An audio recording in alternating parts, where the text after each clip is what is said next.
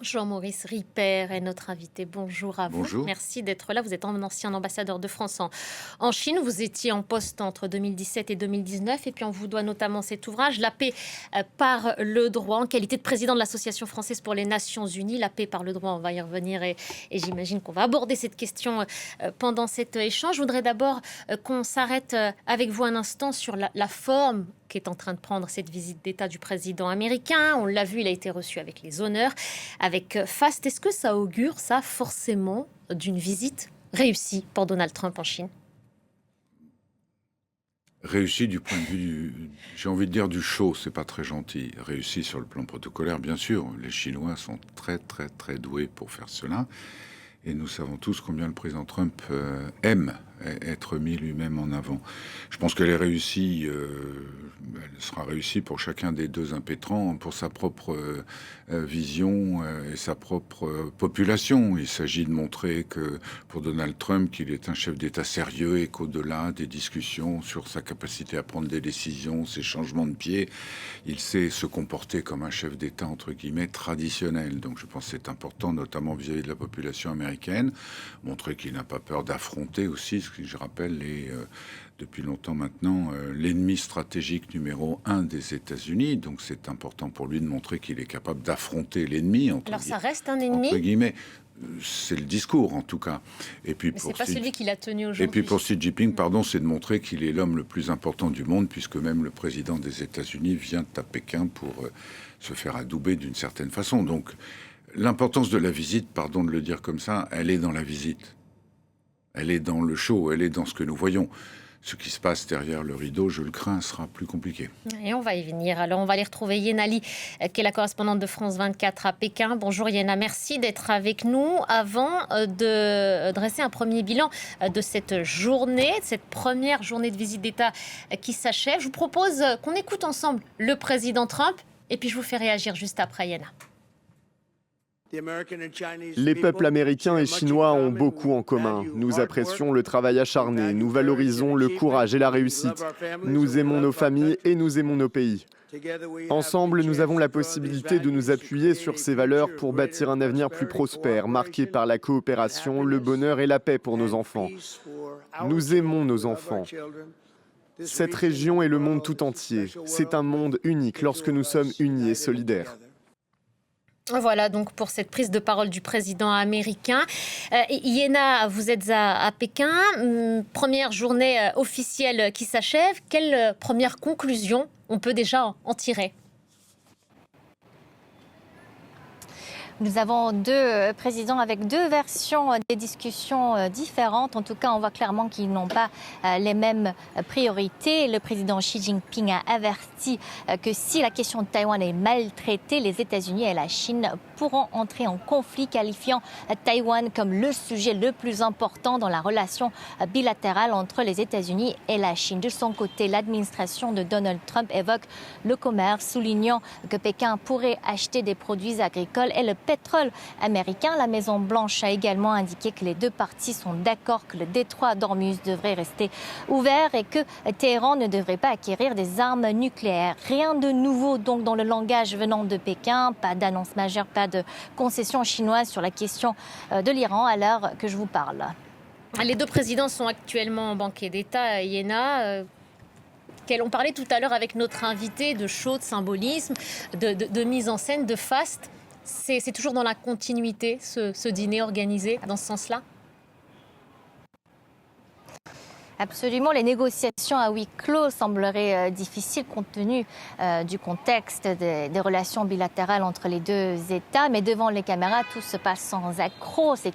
C'est un dîner d'État et plus globalement une visite d'État orchestrée minutieusement par les officiels du protocole chinois pour un président qui a clairement le goût du faste. Donald Trump s'est dit ravi de son accueil, n'a cessé de remercier son hôte au début du banquet d'État. Il le qualifiait d'amis et il a invité le président Xi Jinping et son épouse à se rendre à la Maison-Blanche à leur tour en fin septembre. Et on verra si justement cette invitation est acceptée. Merci beaucoup Iéna, merci pour toutes ces précisions depuis Pékin. Jean-Maurice Ripert, notre correspondante, le rappelait, ce que vous disiez tout à l'heure, que le président américain aime être flatté et vous parliez tout à l'heure de protocoles bien mis en place. Est-ce que les Chinois l'ont évidemment compris, ont cerné aussi la personnalité du président américain? C'est pour mieux l'apprivoiser, mieux le maîtriser en coulisses après? Non, c'est aussi une tradition chinoise. Les Chinois savent parfaitement bien recevoir. Et ça ne les empêchera pas d'être fermes? Pour avoir participé, soutenu une visite de notre président, le traitement était tout aussi magnifique. Il ne faut pas non plus exagérer. Et puis c'est leur tradition dans les visites d'État, et nous recevons de la même façon en France. Ce que je veux dire par là, c'est que ça ne laisse pas présager son homologue chinois cédera sur certaines questions. Il peut rester pas du tout. ferme. Voilà, il peut accueillir poliment. Il faut insister sur la différence entre l'accueil, les banquets, les congratulations, les rencontres de couloir que ça permet, qui sont très importantes. Il faut voir la délégation de Donald Trump avec beaucoup d'hommes d'affaires, et puis les visites protocolaires. Ça, c'est une chose. Les discussions, c'en est une autre. Et nous n'en savons ce qu'ils en disent, que ce qu'ils en disent, évidemment. Il est intéressant de noter, d'ailleurs, que même si les mises en garde seront probablement profondes des deux côtés, les termes employés sont très importants, notamment sa référence à Taïwan. Si je comprends bien ce que j'ai lu ce matin dans la bouche de sinologue, le mot qu'il a utilisé se référait à une confrontation, mais pas nécessairement au sens militaire. Donc, il faut faire attention à l'usage, notamment à la subtilité de la langue chinoise. Non, mais si vous voulez, aucun des deux n'attend de cette rencontre, en tout cas je l'espère et je le crois, des progrès significatifs sur le plan politique. Monsieur Trump ne va pas chercher à Pékin à être adoubé sur son conflit en Iran. De même que monsieur Xi Jinping n'espère pas être adoubé sur sa volonté d'annexer Taïwan. Sans parler d'adoubement, qu'est-ce qu'il va chercher le président Je pense américain, que chacun... Parce qu'il arrive... Je vais jusqu'au bout de la question. Okay. Il arrive de toute façon en position de fragilité. Non, pour que vous puissiez aussi saisir le sens de la question. Il arrive de toute façon dans une position de fragilité face à un super puissant. Les deux sont en situation de fragilité. Moi, je lutte contre les images. Mais parce que, si vous voulez, la Chine est comme... beaucoup de pays dans le monde, mais plus que beaucoup d'autres pays dans le monde, est également une victime du conflit et notamment du gel, du blocage du détroit d'Ormuz. Parce que ce qui fait la prospérité économique de la Chine, c'est la mondialisation, c'est le grand bond en avant des dernières années, c'est la participation de la Chine à cette mondialisation débridée qui a provoqué un essor considérable, que ce soit dans le domaine de la tech, dans le domaine industriel, ou dans le domaine commercial. Donc la Chine a besoin de stabilité, nous le savons. Elle est aujourd'hui en situation de fragilité. L'économie chinoise ne va pas bien. L'économie chinoise, vous le savez, la Chine n'a pas de matière première, en tout cas n'a ni pétrole ni gaz. Elle est obligée de l'acheter sur les marchés. Elle est la première victime avec l'Inde, ou la deuxième victime après l'Inde, du blocus pétrolier et gazier du fait de la guerre. Donc il ne faut pas croire il ne faut pas décider que la Chine est la plus grande puissance du monde et que les États-Unis ne sont plus rien. Ce sont deux énormes puissances, ce sont les deux principales puissances à l'heure actuelle sur le plan économique, financier, militaire, commercial. Et donc, quand ils se rencontrent, évidemment, il y a un problème d'entente à minima. Il y aura des discussions économiques et commerciales. Les Chinois savent parfaitement gérer ça. Je me souviens quand j'étais ambassadeur en Chine pendant Trump 1, quand il est arrivé, il y a eu immédiatement toute une série d'embargos et de gel dans le commerce américain. Les Chinois ont eu quelques mal à comprendre que c'était sérieux, à comprendre comment fonctionnait Trump. Ils n'y croyaient pas.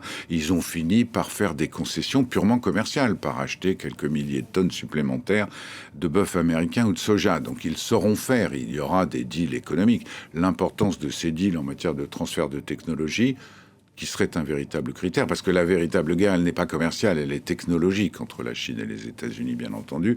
Ça, c'est une chose. Sur le plan politique, aucun des deux n'attend de l'autre la résolution de ces problèmes. Mais alors, attendez une seconde, puisque vous évoquez quand même les difficultés dans lesquelles se retrouve la Chine. Et les États-Unis aussi. Et les États-Unis, mais en raison aussi de la guerre déclenchée par Tel Aviv et Washington en Iran, ce qui veut dire aussi donc que Pékin a aujourd'hui tout intérêt à ce que cette guerre se termine. Le chef de la diplomatie iranienne était le 6 mai dernier reçu justement en Chine. C'est un geste qu'ont fait les Chinois vis-à-vis de lui. Mais alors, que pourrait justement faire la Chine aujourd'hui? Est-ce que c'est elle qui pourrait prendre une forme de rôle de médiateur, même en coulisses? Est-ce qu'elle pourrait aujourd'hui avoir une influence quelconque sur la fin de ce conflit? Il ne faut pas aller trop vite. Parler aux gens ne veut pas dire qu'on est médiateur. Moi, qui ai passé 40 ans dans la diplomatie. Parler aux gens, c'est normal.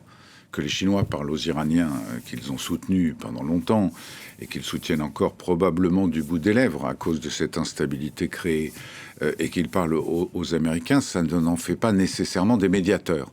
Mais justement, c'est dans ces échanges de propos que va se nicher la difficulté, parce que chacun sait que l'autre va rapporter ses propos. Donc le président Trump a besoin d'expliquer aux Chinois qu'il ne cédera jamais sur l'Iran, comme probablement les Iraniens sont venus dire à Pékin qu'ils ne céderaient jamais. Et donc le président chinois va expliquer aux Américains qu'il faut qu'ils fassent des concessions parce que les Iraniens ne céderont jamais. Ils ont dû dire aux Iraniens qu'il fallait qu'ils fassent des concessions parce que les Américains ne céderont jamais. C'est un peu un jeu de rôle. C'est je dirais, le niveau 0 ou 1 de la discussion diplomatique. On teste un peu la réalité. Même chose sur Taïwan. Ce qui est intéressant, je trouve, dans l'affaire de Taïwan, c'est que ce sont les Chinois qui en ont parlé. Donc ils ont voulu tout de suite créer justement ce sentiment qu'ils ne céderaient pas non plus, eux, à des pressions américaines du type de celles qu'utilise d'habitude Donald Trump. Donc je dirais que la première partie, c'est un échange pour eux. Dans les parties de football, il y a un échauffement, on teste, on regarde comment réagit, non pas l'adversaire, mais le concurrent, celui qu'on a en face de soi. Oui, mais on se pose quand même la question de savoir jusqu'à quel point la Chine va laisser faire. Elle a des intérêts importants, l'approvisionnement est aussi remis en question. Jusqu'à quel point elle va observer, discuter, recevoir... Qu'est-ce qu'elle peut faire d'autre, excusez-moi, que laisser faire et parler? Elle ne va pas intervenir dans le conflit en Iran.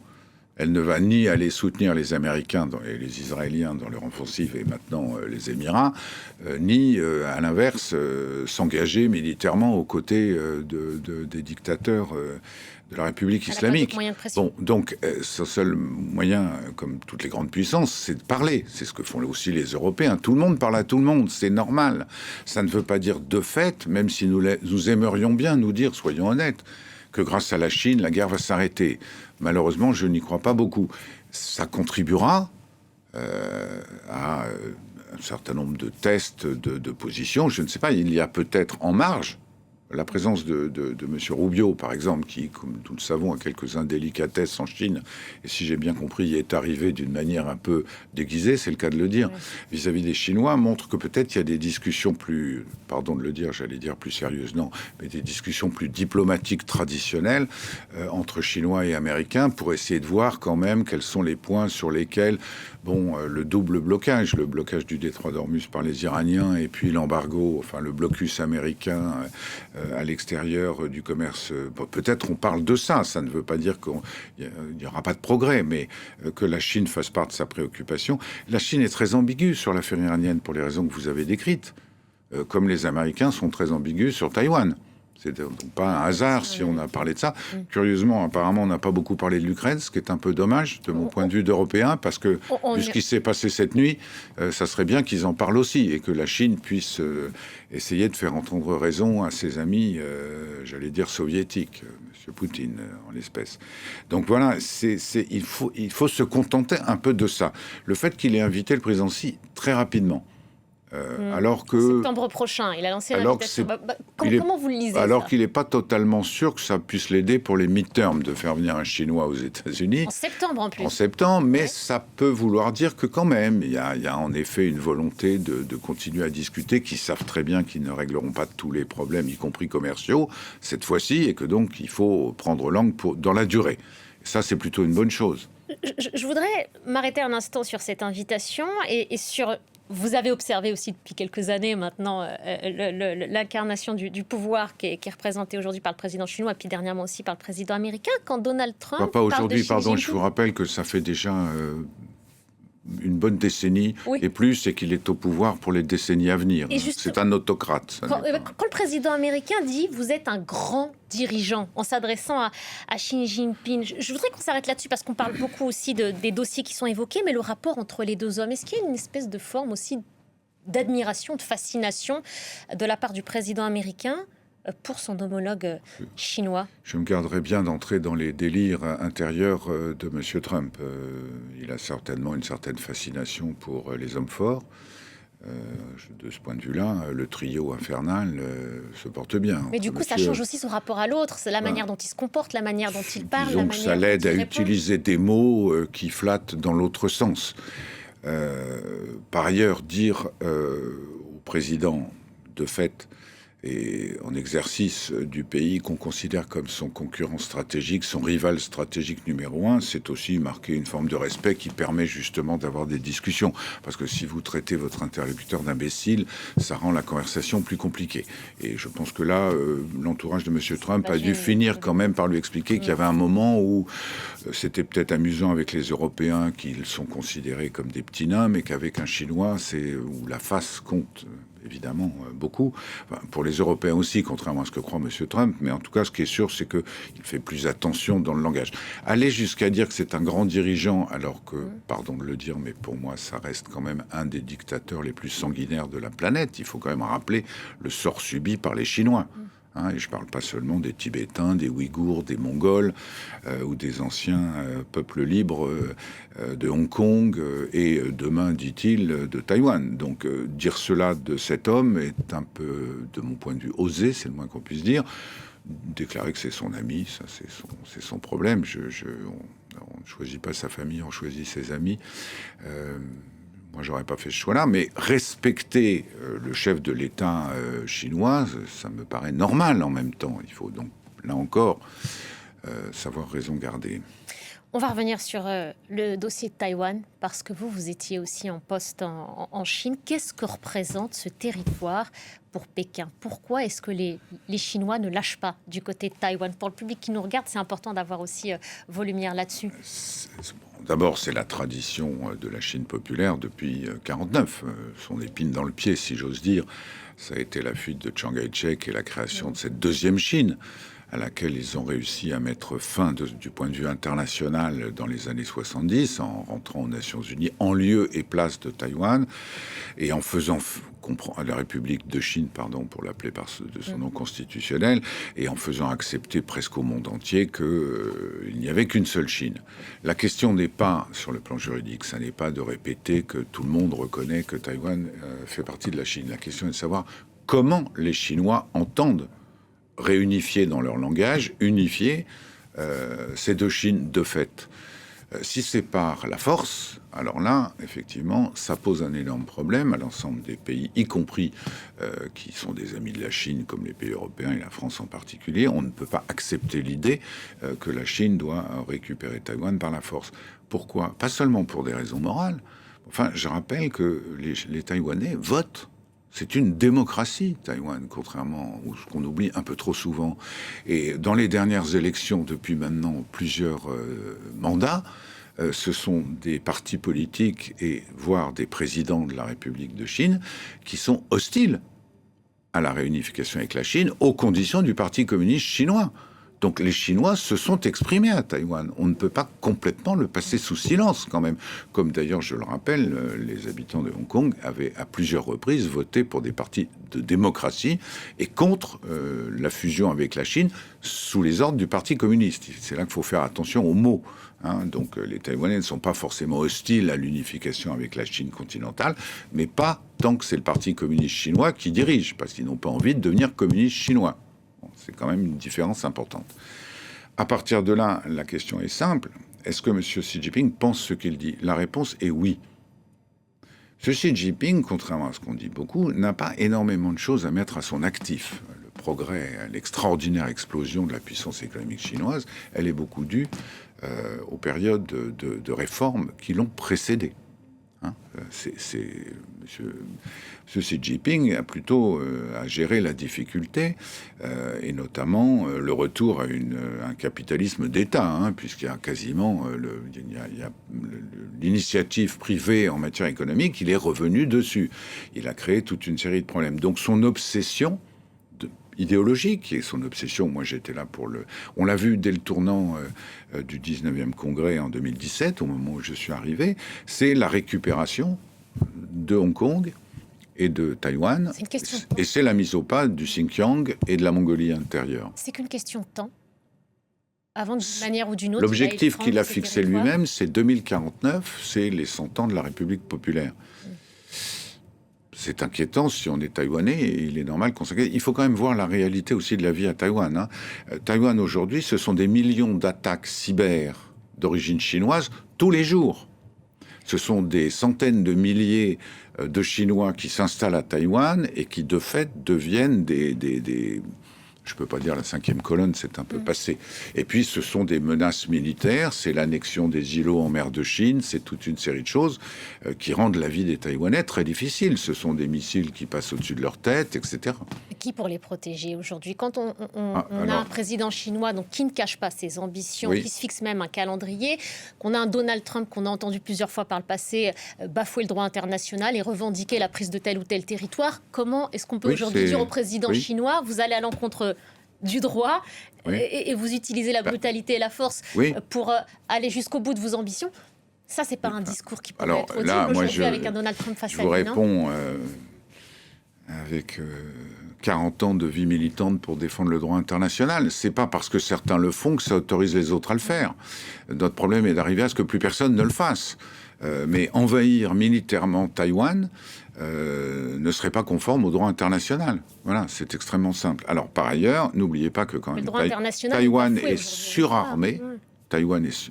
Oui, mais ça n'est pas parce que le droit international est violé qu'il n'existe plus. Ça, c'est quand même quelque chose qu'il faut que nous acceptions de comprendre. Nous sommes d'accord, mais quand on a l'avenir des démocraties... Oui, mais ça c'est parler comme eux, excusez-moi. C'est inquiétant. Ça n'est pas la peine de discuter parce que je suis le plus fort, donc j'ai déjà gagné. C'est le discours que tenait Poutine en Ukraine. Bah, écoutez, excusez-moi, l'exemple ukrainien est là pour nous rappeler que c'est pas si simple. Et qu'on ne gagne plus des guerres militairement, comme vous le savez aussi. Donc je pense que les Chinois vont y réfléchir à deux fois. C'est pour ça que cette guerre hybride, elle a déjà commencé contre Taïwan. Parce qu'évidemment, ils préféraient éviter. N'oubliez pas également que Taïwan est surarmé. Et surarmé avec des équipements extrêmement sophistiqués, d'origine américaine, qui ont été renforcés à l'époque du président Biden, parce que tout le monde a oublié, mais dès les premières semaines de la guerre en Ukraine, Biden a fait 2 déclarations pour dire aux Chinois, n'y pensez même pas, parce que nous serons là. C'était beaucoup plus explicite qu'aujourd'hui. Oui, alors c'est ambigu, parce que là aussi, Trump est très ambigu. Il a commencé par dire, en gros, Taïwan, c'est pas notre affaire. Et puis quand même, à cause de la déclaration aussi de Xi Jinping, il a dit hier, je crois, que les États-Unis ne retireraient pas leur soutien à Taïwan. Il a été obligé de monter d'un cran et de rappeler la position traditionnelle. Je pense que ça poserait beaucoup de problèmes à l'ensemble des pays démocratiques, notamment d'Asie, de l'accepter. Il ne faut pas croire que parce que les Chinois sont extrêmement puissants et parce que les Américains sont extrêmement impopulaires, toute l'Asie va se ranger derrière la Chine. Je ne le crois pas une seconde. Il faut regarder ce qui se passe depuis un certain temps. L'agressivité militaire chinoise en mer de Chine, ça ne fait pas que des amis. Quand ils torpillent ou qu'ils coulent en les éprenant des bateaux de pêche philippins, vietnamiens, voire thaïlandais, ça ne les rend pas populaires dans la région. Donc c'est pas si simple. Hein. La Chine a aussi besoin de faire croire qu'elle continue à être le grand leader du monde sud. C'est pour ça qu'elle a réinventé, qu'elle a ressorti de la naphtaline le concept de Sud global, qui a été inventé dans les années 80, hein, pas il y a 2 jours, et qui ne correspond à rien.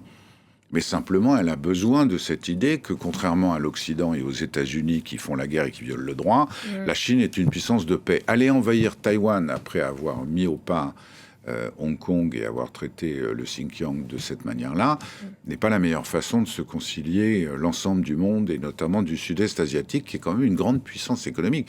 Il y a de grands pays émergents et émergés dans cette région du monde. Hein. C'est compliqué. N'oubliez pas non plus que... se préparent déjà N'oubliez pas non plus que l'Inde est devenue... il y a plus d'Indiens aujourd'hui que de Chinois, que l'Inde est une énorme puissance technologique et industrielle. Il y a des pays comme l'Indonésie, comme la Thaïlande, comme le Vietnam, qui deviennent de vraies puissances, y compris en matière technologique.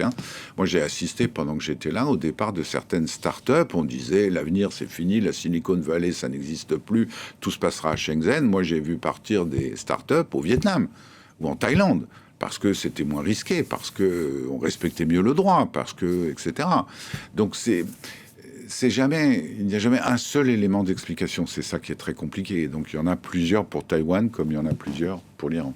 Merci beaucoup, Jean-Maurice Ripert, ancien ambassadeur de France en Chine. On vous doit notamment cet ouvrage « La paix par le droit » en qualité de président de l'Association française pour les Nations Unies. Un ouvrage qui fait forcément écho avec l'actualité. Merci d'être passé par le plateau de France 24. Merci à vous. On marque une courte pause. On se retrouve dans quelques instants pour la suite de Paris Direct.